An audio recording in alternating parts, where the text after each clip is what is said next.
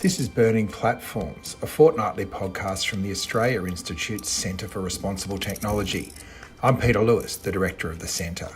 This week we dive deep into government identification with Professor Ed Santow from the UTS Human Technology Institute. But first, our wrap of the latest in tech news with regular panellists, Digital Rights Watch Chair Lizzie O'Shea and Guardian Australia Managing Director Dan Stinton. Welcome to Burning Platforms for our first virtual town hall event for 2023. So regular participants know how we run this little session. We're going to talk a little bit about some of the stories that have been getting into our very, very special news aggregation service via the wonderful Amy Denmead. And then we're going to do a deep dive today into the changes in government ID and some of the reforms around government ID that Ed has been part of a hand-picked committee to oversee. So we're going to ask Dan a bit about that and hopefully have a bit of a broader discussion about personal identity and where it should sit and if it should sit anywhere. But before we get into that, I thought I'd kick off today talking about the privacy reforms that are currently before the Attorney General. We've been mobilising a bit of a coalition of the willing to work for the best possible reforms we can secure. And Lizzie and Dan and Ed have all been part of that group, and we're hoping to take some of those conversations public over the next few months. I had a crack this today of trying to frame this up around getting the government to deal with creepiness, because I'm a little bit concerned that if we just talk about privacy, we lose a lot of people, because the privacy frame has kind of been taken over by the idea that if I've done nothing wrong, I've got nothing to hide. I think the idea of being constantly monitored is just weird. And if you started a society from scratch with this as one of the design principles, people would probably be scratching their head about how we got there. I know you, Lizzie, was a bit skeptical about my creepiness frame, but how are you describing it to people at dinner parties about what's important and what's not and what's at stake? Well, I sort of see privacy as kind of fundamental to freedom, and I think it's hard to overstate its importance, to be honest, in the digital age, because so much of our lives are online. You know, I'm sure if you're listening to this or you're participating in this podcast, then you may have some sense of that already. I do think it's been a long journey to get here. That's part of the issue. So, you know, this discussion paper has come out after a year. I think that it's been with the department. I think we put in our submission in January last year about some of the proposed reforms. It's a very broad-ranging report. You know, it's 300 odd pages. It's got a lot of open-ended kind of remarks in there about what might be possible in terms of reform. And I think the rubber will hit the road when the legislation is drafted and the Attorney General is required to speak to that. And we'll see how some of these proposals actually take form in a legislative proposal. But before that, it's a little bit hard to say, but I am still excited by the ambition, I suppose. I think there's a lot of ways in which it could have been less ambitious, and it hasn't met those cynical expectations. I think there's still a lot more to do, and there's a lot more possibility there for things to be squibbed on that could really undermine its effectiveness. And so part of it, the next month where we're scrambling to respond to it, will be trying to identify those items. But yeah, I mean, I'm hopeful that this is really a once in a generation chance to reform privacy. I'm hopeful that some of the bold things will get through, and I'm hopeful that we can make some of the bits in the discussion paper even stronger in the eventual articulation of the legislative reform. Yeah, Ed, you've been a soldier in this battle over many iterations. How does this one stack up, and how are you feeling about the prospect of landing something meaningful? Look, I mean, I think the comment that Lizzie just made a moment ago about it being a once in a generation opportunity is really important, and it needs to be understood very literally. The legislation that we have now that is meant to protect our privacy was largely drafted a generation ago, in the 80s. And, you know, it was prior to the birth of the internet in any kind of meaningful way, prior to, you know, companies hoovering up all of our personal information and government agencies for that matter. And yes, there have been some changes along the way, but that just hasn't kept up. We've got this really clunky old statute that is doing a really poor job of keeping our privacy protected. And so, I've been part of some of those reform processes over the last 15 years. There have been a lot of reform processes because I think the easy thing for government to do is just to create another review. And so by some counts, there's been 8 major reviews in the last 15 years. And they're mostly, that mostly have really good recommendations that go nowhere, completely unimplemented or largely unimplemented. What this does is 2 things. First is it makes a genuine effort to draw together the different strands from the last 15 years and pick the eyes out of what's best and what's most necessary in 2023. So that's really useful, really important. The second is it acknowledges that this is a crucial moment. So government has a choice here. If it's going to grasp the nettle, it's going to have to, accept that there'll be some big, powerful interests that they'll upset. But in doing so, they'll be on the side of the angels because the rest of us, the community in Australia, need that nettle to be grasped. So it's not without political risk. And so I guess to get to the nub of your question, Pete, I'm cautiously optimistic, but you have to be an optimist to be a human rights lawyer. And so I am also conscious that, we've got to close to this point in the past and it's all fallen over. Well, as a member of one of the big powerful interests, Dan, without wanting to put you on the spot, how do you see these changes and how do you think they are going to be received over the next little period? Look, we're still making our way through the 300 plus pages of the report and firming our position on this. But I think I can say in the meantime, we're very supportive of privacy reform in Australia. It's obviously needed for the reasons that Ed and Lizzie have just explained. But, the fundamental sort of idea behind this or fundamental problem behind this is that the privacy regime we have in place is for an offline world and everything that we do online is tracked. So, or almost everything. So we need to put some guardrails in place. I mean, the analogy that I often draw for people that aren't necessarily interested in privacy is just imagine that everything you do in the offline world is tracked and surveilled, and then not just that, but then used to sell you either target advertising or manipulate your behavior. Would you be comfortable with that? And people always say no, and that's effectively what is happening to a large part of our digital lives. And so therefore, it obviously needs to be updated. I mean, I think that everybody or almost everybody would agree with that, and we certainly do. So, as I said, we're still sort of firming our position, but there's two parts of this which I think make abundant sense. So the first one is, as part of this reform, they're proposing to broaden the definition of personal information to effectively include the data that is collected about individuals when they're online. That makes sense. It brings us up to adequacy with GDPR, and it also acknowledges that data that is inferred about people from what they do online is also highly personal and sensitive and needs to be protected. That makes sense. We're very supportive of that. The other thing is that there's a proposed fair and reasonableness test, which was also in our submission to the AG some months ago, or in both of our submissions. This has 2 potential benefits. Firstly, data collection that is fair and reasonable does not necessarily require consent, except when you're collecting sensitive data. And this should go some way to reducing the burden on consumers of consenting to complex privacy policies that very few bother to read. If data collection is fair and reasonable, you shouldn't have to ask for consent. It should just be allowed, in our view. But secondly, it also means that data collection processes that aren't fair and reasonable can simply be outlawed. They can be no-go zones. And that should go some way to, I think, restricting the really invasive data protection or data collection practices that take place, particularly in the online advertising industry. So, look, we're supportive of those 2 things. They're both central to what the government is proposing to do. We'll figure out the rest of things that are in there as well, because we do have some concerns as well. But I'll leave it on the positive for now. So clearly there's 320 pages. That's a lot of policy for anyone to get through. Lizzie and Ed, quickly, is there anything in there that is kind of stands out as really important to land? I'm very supportive of a direct right of action. So I think it's been something that has been missing from the privacy legislation for a long time. You've not been able to bring a complaint to a court.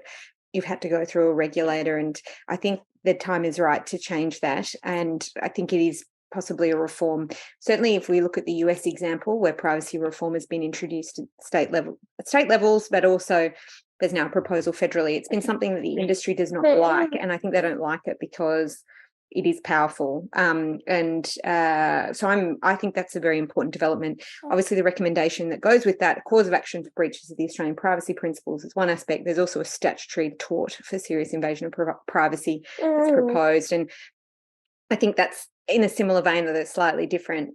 So those things I think are important. And it's not as though they're particularly novel. You know, the statutory cause of action has been kicking around for decades, and many reviews have looked at this issue. But, you know, so I'm a bit like Ed, I'm a bit nervous that we've come this far and we still may lose out on it. But it would be a huge step forward, in my opinion, if we got both those things. Yep. And Henry concurs, which is good. Ed, facial recognition technology gets a special mention there as well. Do you just want to flag that before we move on? Yeah, well, it does say it. So we came up with the model law last year, and I guess what they've said is there'd be a really good way of integrating our proposed model law into the Privacy Act, which we're very supportive of.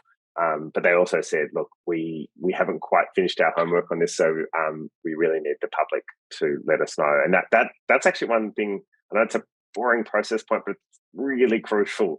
It's very unusual. So this is the Attorney General who tasked his own department to do this review. And it was the previous Attorney General, the Alito, 2 years ago that it was started. But it's his own department that has come up with this report. It's been published. But what he's not saying is, I'm backing in all of these changes. He's saying the public has one last chance to tell us whether these changes are supported or opposed. And I think there's a really good reason why they're doing that. He wants to know that if he's going into a big fight with some bad guys, that he's going to have the Australian community behind him. And so we've all got until the end of this month to let the government know what our views are. So if you do care about stronger privacy protections, it's really easy. A submission doesn't have to be like a 320-page, trying to match what the government has put out. You can simply say, we back in these proposals. That's it. Or you can say, oh, I've had a read through, don't really understand some of it, but these are the things that are really important to me. So facial recognition, as you say, Kate, is really important, because that was something that was never contemplated when the legislation was drafted. And it's something that can have a profoundly life-changing negative effect if it's not properly regulated. So we need that stuff. Yeah. And there'll be much more coming out on all our networks, I think, over the next little period to give people the opportunity to be heard on that. Moving on to other issues that have piqued our interest. Lizzie, you've been crocheting. Tell us all about it. Oh, this is a nice little story in The Guardian, thanks, Dan, about people who've asked ChatGPT for crochet patterns of various things, and then they crochet the result. And so there's just a glorious picture of a crocheted item that someone has created following a pattern that was given by ChatGPT in response to a request for a narwhal. And it's adorable, but it's clearly got nothing to do with the narwhal really in any meaningful sense. And yeah, it's just occurred to me that, we've talked about ChatGPT since it came out the end of last year about its various uses, but it's really now starting to gain traction in terms of industry starting to experiment with how they might be able to use it. So there's been articles about like Coles integrating it into their internal systems, other big businesses like Telstra and the like, and you can see how it might have utility in terms of marketing and stuff like that, writing copy, writing speeches. There was a really interesting comment from someone in the media who ran a boat business who said that he asked ChatGPT what was the 20 most common terms people use when they're looking for a boat. And that is obviously information that someone like Google, for example, would have had in its possession and add to its utility as an advertiser. But now you can kind of do that yourself as a small business. So it is really interesting to think about what you can learn. There's also other problems with ChatGPT. There's I think legitimate concerns about its potential to automate parts of our human life that ought not be automated. There's all this stuff around, for example, uses in university and academic settings, but also there's a question around whether we want to necessarily model a chatbot on on pre-existing text that existed on the internet until I think it was September last year, and what that says about the world. And interestingly, Kevin Roos from the New York Times did a 2-hour interview with Bing, which was the Microsoft product powered by ChatGPT. So looking at a new format for search, and got into a really creepy pickle with the chatbot, where eventually the chatbot declared its love for Kevin, asked Kevin to leave his wife, and would not stop saying that. And it's pretty full-on read. Like, they've published the full transcript. And in some ways, I sort of understand where it might come from. I'm not smart enough to understand what actually gave rise to that conversation. But, you know, if an internet is dominated by kind of romance love stories, I can also understand how a chatbot might learn from that and sort of seek to apply it in its conversation with someone who's real. But the way that the conversation transpires is pretty creepy. And you do sort of wonder what is the capability here and how you could actually plan to limit those kinds of excesses. I don't know that it's really possible, and we might be in uncharted territory in that respect. So that's only a sample version of Bing search powered by ChatGPT. It's only been offered to a few different journalists, but eventually it will become more widely available, and I'll be curious to see what kinds of problems emerge. It feels full on Joaquin Phoenix in Her, where you fall in love with your personal organizer. So maybe the problem was just that it was unrequited. I've been using it for research. I did a column for Guardian last week on the thesis that interest rates were Labor's kryptonite, and I wanted to just do some research on when Superman had conquered kryptonite, and I put a call out to my staff, was anyone a Superman fan? And someone put it into ChatGPT, and it was a beautiful reference level of every interaction with kryptonite, but also with an interpretation at the end that basically said ultimately kryptonite was a dramatic device, because if you've got no powers, you need something to push back, or it limits your powers, you need something to limit your power, which I was Did quite you use impressed. that in the article? That's quite a I neat stole, little yeah, I summary. did.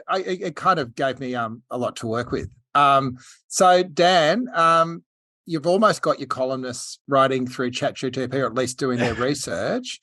We've seen what the schools are trying to do to sort of try to sort of say, we'll catch you if you use this tool. But are you looking at it in terms of a tool or a threat to journalism at the moment? I mean, look, we have absolutely no plans on using chat in our journalism. It's not my area of the business either, I should say. So I'll probably leave the comment on that to our editors. But, you know, as an observation, other people in the industry are doing this, and, you know, not with very good results, I think we should say as well. I mean, there's been a few examples of CNET and the like who have written articles published articles written by ChatGPT that have been, you know, full of factual inaccuracies and errors, and it's caused them a whole bunch of issues. So I think, look, my hunch is we'll solve those over time. And, you know, we spoke about this, I think, at the end of last year at our event. I think my hunch is that we're going to get to a point where the more vanilla journalism, just updating on the day's events without the analysis and commentary, is probably something which some publishers will make use of to automate and increase their output. That might be a good thing, but the downside is that, you know, it can go wrong and it can be inaccurate. What's been fascinating, though, I mean, look, the whole world's talking about this. There's no new observation from me here, but I've got two questions which have come up in light of what Lizzie was talking about earlier, and the conversation that was published in the New York Times, and there's been a few other examples that have been similar as well. The first question is, did Microsoft do a bad job of writing the rules which govern Bing Chat or the Sydney persona? Or is it simply impossible to write foolproof rules for artificial intelligence? And my suspicion, I think, is in accordance with what you said earlier, Lizzie, which is probably the latter. And the concern that follows from that is then, or the second question is, what happens when someone who is less responsible than Microsoft or Google starts releasing these things into the wild that have far more relaxed rules or no rules at all? I think there has been reports that Elon Musk is looking on doing this, just as one example of where this could go in a potentially very dark direction. So I don't think we've really seen how bad this can get yet. I think it's going to get far worse over the coming months. And then the last thing I'd say is, it's more of an observation. We've spoken about this, and a lot of people have spoken about this in the context of search. To my mind, what the applications of this have been, it's not search, it's basically entertainment in a completely new and novel form. And I suspect it is going to come to resemble what you said before, Peter. It's going to come to resemble sort of the science fiction film Her, with a version of Scarlett Johansson's sultry voice talking back at us, and people will be using it in very creepy ways for entertainment, and probably far earlier than I think any of us thought was possible even a year ago. That seems like it's coming in the next few years rather than in the next few decades. And what does that mean? Ed, if only there was someone setting up an academic institution to think through these thorny issues. Is this on your radar? I know you've got a pretty full book, but doesn't this blow up quite a few of the projects that are already rolling out in terms of AI? Oh, look, it's good in one sense, in that we've been doing quite a bit of work behind the scenes on some of the technology that is at the heart of this, including natural language processing, some machine learning techniques. And what this does is that it makes me slightly less boring at dinner parties, maybe, or, whatever. Like, it's people are actually starting to talk about it. But the science is actually quite complicated, and it's really important to kind of understand it. So I keep on, at the moment, reaching for analogies. So let me give you a couple that might help you understand it a bit.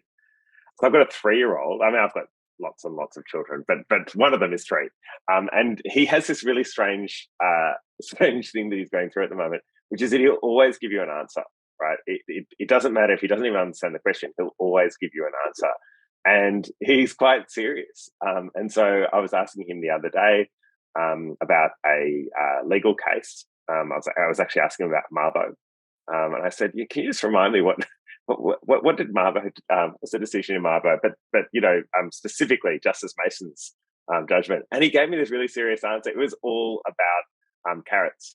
So it was completely nonsense, but it was really, really serious. I thought, is this how you interact with your children? What I'm talking about Marbo and Justice? Yeah. I mean, I've never claimed to be Father of the Year, Pete. I accept that. But then I kind of thought, oh my gosh, this is quite close to generative AI. This is quite close to ChatGPT. The difference is actually that ChatGPT will answer every question. It won't know the answers to most of the questions in any meaningful way. But what it's really good at is giving you plausible answers. It's really good at plausible, really bad at reliable. So let me just try one more analogy at you. So imagine you go to see a play, and there's an actor performing the role of a doctor, and she does a really, really good job. Like, it feels just like what you remember it to be in a doctor's surgery. She has the sort of patter of speech, all of that sort of thing. And she says things that sound very plausible, right? Like she says, well, you've got this, or she says to one of the other actors, you've got these symptoms. I think, the diagnosis is this, and you should take this particular medicine. That's really important. You go, well, isn't that a fantastic actor? But if you yourself get sick, you don't go, oh gosh, let me see if I can get the name of that actor because, she'll give me really good medical advice. You would go to an actual doctor. And that's, I think, well, at least for me, it's been a useful analogy, because what is truly amazing about ChatGPT is its fluency. It's very, very good at giving you what appears to be a conversation with another person. And it's good at taking on the sort of characteristics you would expect from someone like, an expert on medicine or whatever it is you're asking about. But its actual capacity to give right answers, that's actually not good, particularly if you're actually asking it something quite important or something complex or sophisticated. And maybe that'll change over time, but that's actually a really, really difficult problem to solve. I mean, they've done incredibly well to get to this point. But if you care about the answer, if it has to be right, then we're not yet in that ballpark. So, but the question is this just a beta product that we're live testing that will inevitably get better, or are you saying the design principles behind it are flawed and it can never get to that point?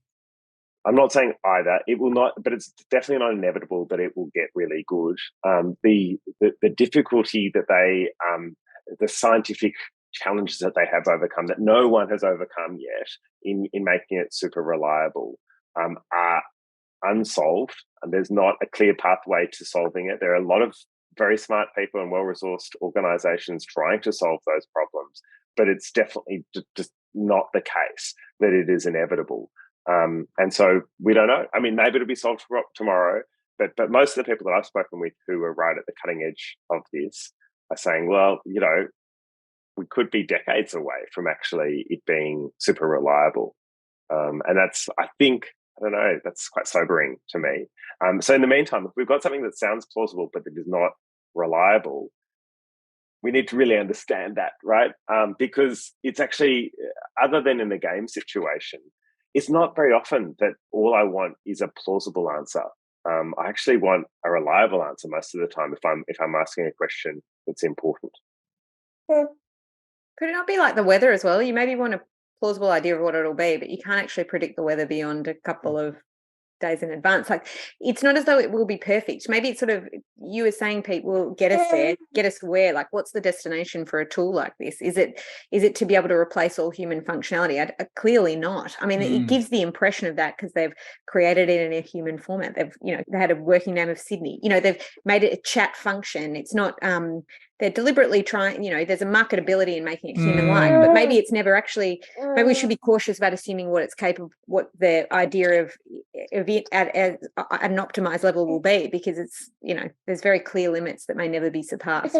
Which kind of goes back to, the Corey doctoro who we were sharing some time with a few weeks ago, that, the problem with artificial intelligence is that the intelligence is like something that distorts the way we look at it. It's almost a marketing label you put on top of it. And I think that's a good pull up, Lizzie, that what is the end point? And all the fears at the moment is that it gets more and more sophisticated and we basically outsource our need to think critically. And hopefully by defining things up front, that's the best defense against that, notwithstanding that, you can get some good research done pretty quickly. Peter, sorry, one last point before we move on. I mean, I completely agree with everything that Ed said earlier, and this is not a reliable source of information because it's basically the internet, which is not a reliable source of information a lot of the times, basically, right? So, but I think one of the reasons why it's captured the world's attention is more because of the human-like nature of its answers.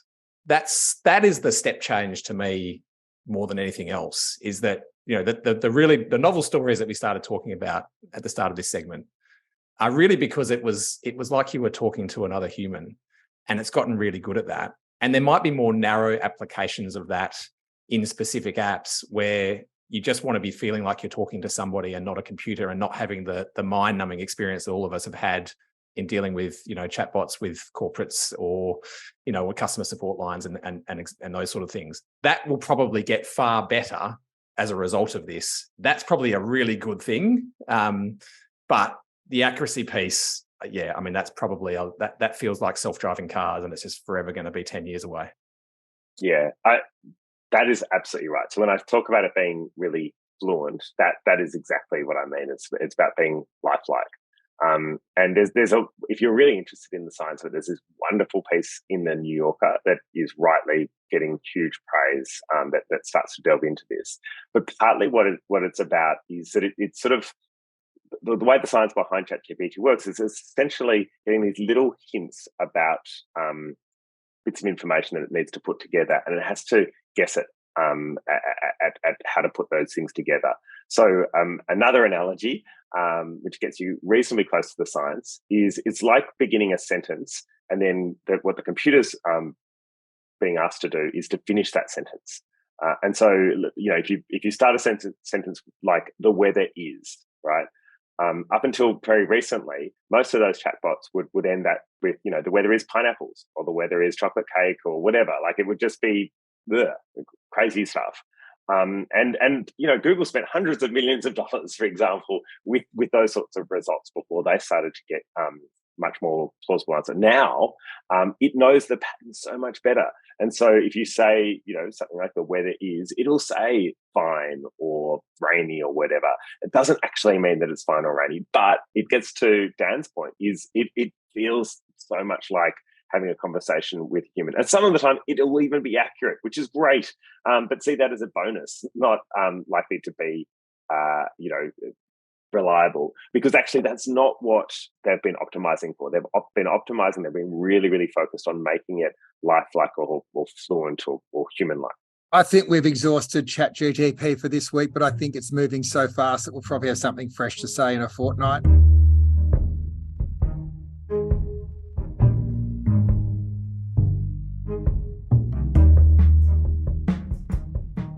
let's change up and have a bit of a chat, Ed, about the project that you were working on over the summer that's now gone public for the new government, the review of the MyGov, I guess, infrastructure, and also the recommendations on how we can do personal identification better. Do you want to give us a little bit about the context and how you ended up in the room and what's landed out the other side? Yeah, I kind of feel like a kid at school. What did you do last summer? All the other kids say, "Oh, we went to the beach. We had a really great time. I played with my siblings." I reviewed MyGov. It wasn't the best summer, to be honest. And anyone who has experienced MyGov would probably know why. It's not an amazing tool, but just to remind you, if you haven't had the fortune of spending much time on MyGov, what it's meant to do is to provide you with the entree into a whole bunch of federal government services. So if you want to access the tax office or Medicare or a range of other government services, you go through MyGov. And the experience is meant to be, you're just dealing with the government. You don't even have to remember, you shouldn't at some point even have to remember, oh gosh, is this a Medicare question or a tax question or whatever? You'll just deal with the government and your problem will be hopefully addressed, or your service will be provided. So what we were doing, the first part of what we were doing is just going, well, how close are we to that vision? And we got some pretty robust responses that, to be honest, I'm going to be very, very kind of transparent, kind of match my own response. It's not amazing, right? Like it's pretty clunky. It can be pretty frustrating. The government has started to invest a bit more heavily in some of the back end. So some of those problems are reducing, but we're not yet at a point where I think many people would say it's a really, really good, neat service. It's like dealing with a really well organized company. So we kind of did a couple of things. So we said, well, that needs to be fixed, right? But then we kind of zoomed out a bit, and we thought quite deeply about what MyGov actually represents and what it will represent very, very soon. So we're almost at a point now where most people, when they want to access a government service, they're doing it online. They're not actually doing it face to face anymore, and we're already basically at that point. And that's a really profound change, really profound. So that's the first point. The second point was, if you see that as what it is, that's critical national infrastructure. Right? That really matters. And so we were thinking back at other critical national infrastructure that Australia has made over the years. And usually there's something quite different. Usually if you think about something like Snowy Hydro or Medicare or the railroads or even big, just normal roads, when the government was building those things, it knew that it was building critical national infrastructure. And that matters because when they were doing that, they were actually turning their mind to some very important questions like, is everybody going to be able to access this particular railroad? Are we going to set prices at a level that only the rich will be able to travel by train? Similarly with Medicare, is it going to be accessible to all? Is it going to provide a decent enough medical service to Australians that they're not going to have to worry about falling ill and then, falling into poverty? Obviously in some other countries, that's a much, much bigger problem. And so, but we haven't turned our mind to any of those questions when it comes to online service delivery. And so essentially what we were saying is this is critical national infrastructure, at least in reality. It hasn't been treated as critical national infrastructure. We need to reverse engineer things a little bit to make up for that fact. And we need to improve the system to make sure that people's basic human rights are being protected, that it's fair, that it's equal, all of those principles that I think Australians generally are very supportive of are reflected in the system. So in the law that governs it, in the writing instructions for the public service and so on. So that was the basic vision that we outlined. And then we made 10 big recommendations to help achieve that vision. I was scared. I sort of start getting an eye twitch when I think about a fully integrated MyGov because I just sort of, the first thing that comes to mind, to be honest with you, is robo-debt, because here's an example of two government departments integrating information. I mean, reading between the lines, it looks like the ATO was asked to give over this information, then Services Australia used it to facilitate an illegal scheme.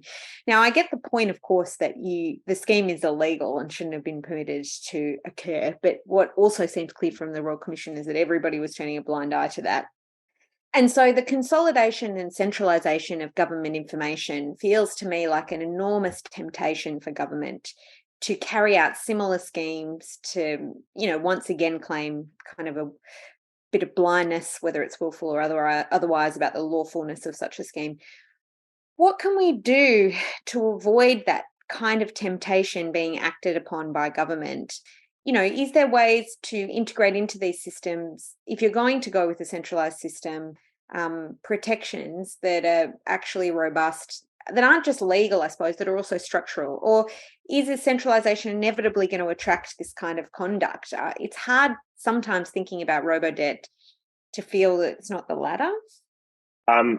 We confronted that head on, and I really think I disagree with you about that last observation. So there are 3 key points we made. The first was things like robo-debt are happening now, right? It's the lack of any legal guardrails or effective legal guardrails that allows government agencies to share information inappropriately so that they can then cause Australians harm. So the problem is actually with the status quo. But we do agree with you in the sense that we don't want to make it easier to do something that is bad, but that might be quite difficult for the government to do that is bad. And so we then said, so point 2 was, okay, the legal guardrails are just really ineffective at the moment. So we need much stronger laws, right? We need to say very, very clearly that if you are delivering services, that's all you're doing, right? You're not using it to crack down on someone for not paying their fine debts or whatever. You're doing it wholly and solely for that purpose. So you make the law really clear. But we also know that only some people follow the law. And so you actually have to design the system so that that's all that can be done, right? And so if you build the system in a way that it is impossible to share the information for some other purpose, or in fact, I mean, again, I don't want to get into the technical weeds here because it's a bit boring. But in fact, if you build the system in a particular way, there is no information sharing between different government departments or agencies, and so actually it makes it impossible to do the sorts of things that I think you and I would be worried about. Now, I realise that saying it is one thing and achieving it is another, and so that I recognise is quite a difficult kind of challenge to overcome. But I do think it's a solvable problem, and I do think we should be realistic about what the status quo is, which is super problematic. And I think if we just leave things as they are, people will continue to get bad service from government, and they will continue to be at risk of the sort of robo-debt type situation. Ed, what about identity as part of all this? Now, that must have, I assume, been a big part of what you were looking at through this process, and as more and more Australians are using government services online, the risk here obviously is that if we're giving more and more information to the government, can the government be more trusted than, say, Optus or Medibank to keep that information safe, because the information that they're going to be collecting will be as sensitive, if not more sensitive, than what we saw with Medibank. What protections can we put in place here? I've gone on a bit of a journey here, and there's no perfect solution, but I do think that there's a better solution than what we have now. So at the moment, what we know is there's a whole bunch of companies and government agencies that are constantly collecting our information, right? And so the most obvious example of that is those requirements to collect 100 points of ID. And so a bunch of companies and government agencies are collecting that all the time, right? So it's your passport, obviously your passport and your driver's license and so on, and they collect it and they keep it forever, or most of them do. And that's really dangerous. It's obviously dangerous for a couple of reasons. One, they can just misuse that information themselves, and that violates your privacy and a whole range of other rights. And then secondly, it creates a whole series of honeypots for cyber criminals, as we saw with the Optus hack and the Medibank hack and so many others. You just find a weak point and then you can access a whole bunch of people's quite sensitive personal information and do all kinds of bad things with it. So that's what we've got now. It's a really, really bad system. It doesn't work, I don't think, even very well for companies, at least ethical companies that aren't trying to exploit people's personal information. They just have this big liability of information on their books. So is there a better way? So what digital identity might allow you to do. So let's say you're opening a bank. So now what you would have to do is you'd have to physically hand over your 100 points of ID. They take the photocopies of your passport and license and stuff. And that's their way of knowing that Dan is Dan, that Dan is who he claims to be.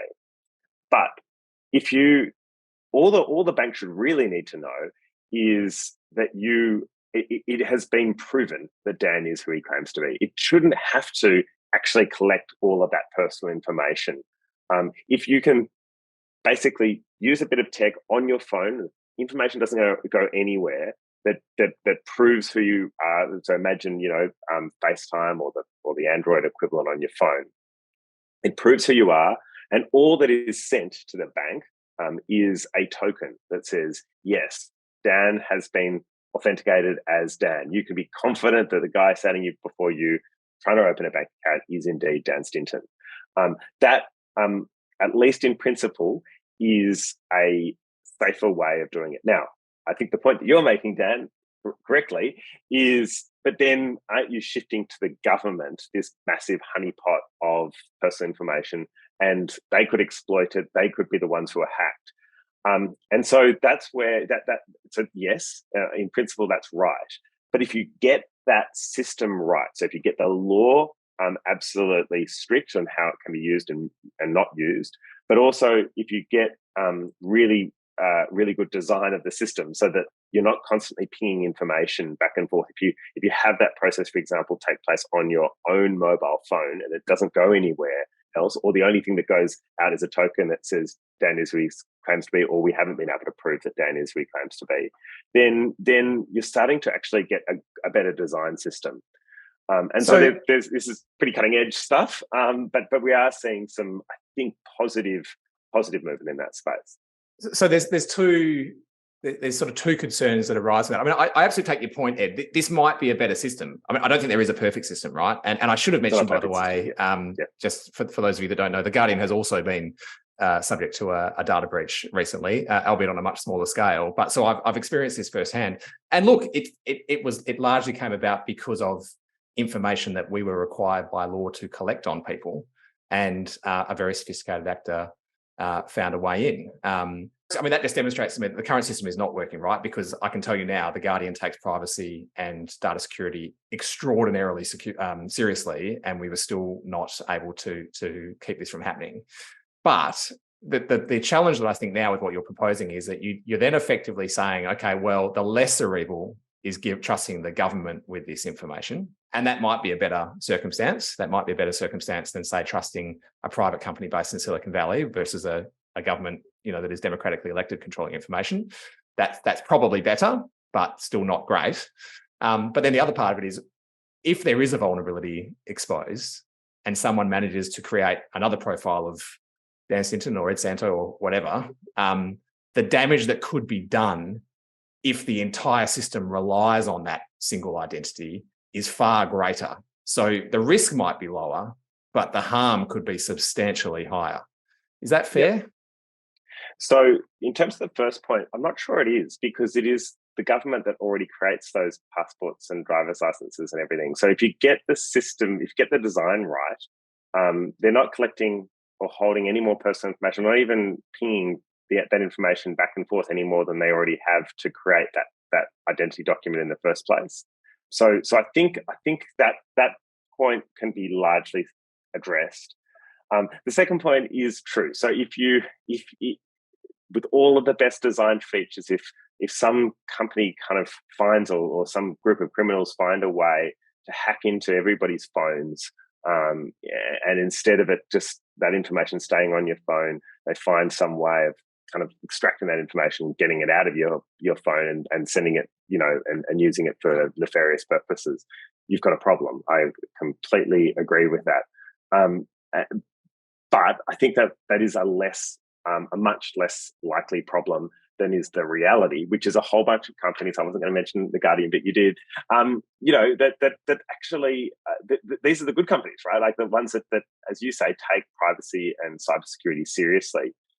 Even those companies are finding themselves sort of no match for the most sophisticated cyber criminals.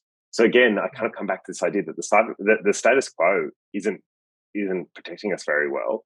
That doesn't mean that any other solution is going to be better, but it does mean that I think we should at least be open to another solution that tries to address head on some of those vulnerabilities that aren't going away. Right? We know that the Guardian can be hacked, but so can a whole bunch of other less sophisticated or perhaps more cavalier companies. So from what I'm hearing, Ed, it's not so much a giant government database holding my ID. It's more a bit in that world of the Tim Berners-Lee Web 3.0 where everyone has their own pod of information. Am I hearing that right? And you're hearing that right. Is that, and so are you working within those frameworks, or is that sort of more... Well, yeah, that was the argument that I fought over the summer, and I think we won. I mean, that was what the report came up with. It makes it hard, right? So the downside of this is, let's say you're the police force and you kind of go, well, we actually don't want to use it to provide services. That's what we're all about. We're there to fight crime, and so this would stop us from doing that. I accept that. In fact, I would prefer that, frankly. And so that's the argument that at least our report says should win the day, that you have less functionality, but you keep that information tighter and more secure, much more secure, and you stop those secondary uses. And just to explain why, I'm not trying to denigrate the police, but what we do know is what they tend to do. So, for example, with the metadata laws, right? They said, well, we only want to collect this information to fight the worst terrorist offenders, the person with the ticking time bomb that's going to blow up all of a big city. Of course, when you actually look at what they really do, they didn't find anyone like that using metadata. But what they did do was that they chased literally thousands and thousands of Australians for parking debts, those sorts of things. And so you go, well, that's not, to me, a proportionate response. So, Lizzie, what do you need to hear for it to get your tick of approval, or is that a bridge too far? I mean, I think there's still a bit of a way to go on this, right? I mean, I think, there's some things I like about it. I mean, I hate receiving that email that you've got a message on MyGov, for example, but I also appreciate that's the correct way to do it rather than emailing people direct. I think there's some utility in these systems being an educational service as well as to how best to manage your security. And in previous examples dealing with government departments, they haven't always complied with best practice for that. That kind of accessing of information or verification of identity. And so I can see a real utility in elevating the standard for all government departments, and that being an educative function for people who use it as well. But, I guess part of the problem with government and data is that we have to keep constantly being vigilant about how they use it, because even with the best intentions, in terms of the other side of the coin, like what kind of capabilities it creates for government, I can understand that there may be certain limits that we impose in the beginning, but then they get eroded over time. So there's a whole. It's more a journey than a destination, I suppose. I think how this system, it's clearly a project for this government, and they're clearly doing the best to at least start out on a reasonable footing. And I'm glad that Ed has been involved in helping to design it, but I think that shouldn't necessarily give us comfort over time, that it shouldn't be scrutinised, and we have to find ways to stop misuse of data by government over time, and expect that kind of temptation will always be there that I was talking about at the start. So, I mean, will it ever get my tick of approval? Maybe not, but maybe that's the point. I'm here to be the person that's always throwing stones at it to try and act as a deterrent from, the future Stuart Roberts of the world, I suppose. You are the deterrent of future Stuart Roberts of the world, and if that's a job description, I reckon it's a noble one. Ed, finally, and to wrap up this discussion. So, for those of us on the call, how, as a result of this, are our lives going to change in the short term? I think it'd be really good if we don't have to hand over those 100 points of ID with every sort of significant interaction with a company or a government agency, because every time you do that, you create a new risk. I've just literally, had my credit card skimmed again. It's the second time in 6 months. It's just a pain in the neck. And then you have to wait for whatever those charges were in Mexico City to come back onto my, into my account, which may never happen, right? Like I'm hoping they do, but it may never happen. I never got the enjoyment out of what must have been an extraordinary feast in Mexico City. So look, I think that would be a really significant change, and I think a positive change. But I do want to kind of agree with Lizzie's point. Look, in some other countries where they've gone down this road, they've gone, the one thing we know is we're going to make mistakes, and so we actually need to kind of encourage and maybe even incentivize people to find what those mistakes are and tell us as soon as possible. So there's, you'll have come across the term black hat and white hat. You want people to basically find those weak points that and so you can fix them. So I think that's a really important part of it. On that note, we might wind up this discussion. Guys, thanks. It's been great to be back in the virtual room again. Dan, Lizzie, great to have you back. I don't know if there's any things that people need to be putting in their calendar or looking forward to over the next fortnight in the way of activity from Digital Rights Watch, Lizzie? No, but I do think if you're interested in putting in a sub, it is the 31st of March that it's due. And I agree with Ed, it doesn't have to be a long thing. You can just write to the Attorney General and tell him you support bold privacy reform because you're interested in it. But I think also if you are interested in participating in something more substantive, we can potentially put something together. I think there's, a lot of scope for that. So I'd encourage people to get involved in that over the course of the next month. Excellent. And Dan, just keep reading The Guardian, and if people aren't subscribed, it's very easy to, right? Yes, we're just going to spend the next fortnight producing the world's best journalism for everyone to read. So I'd encourage you to keep doing that. I should mention this, by the way. We are preparing for our 10th birthday in Australia, which is on May 27th. And there's a whole bunch of big things planned around that. Wow. So doesn't feel like that.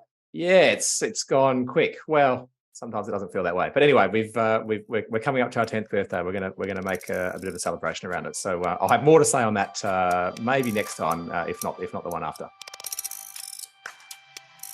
You've been listening to Burning Platforms, a fortnightly podcast from the Australia Institute's Centre for Responsible Technology.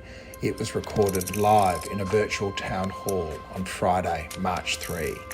If you'd like to sign up to future events, go to centreforresponsibletechnology.org.au. Burning Platforms was produced on Gadigal land by Jennifer Macy. Talk again in a fortnight.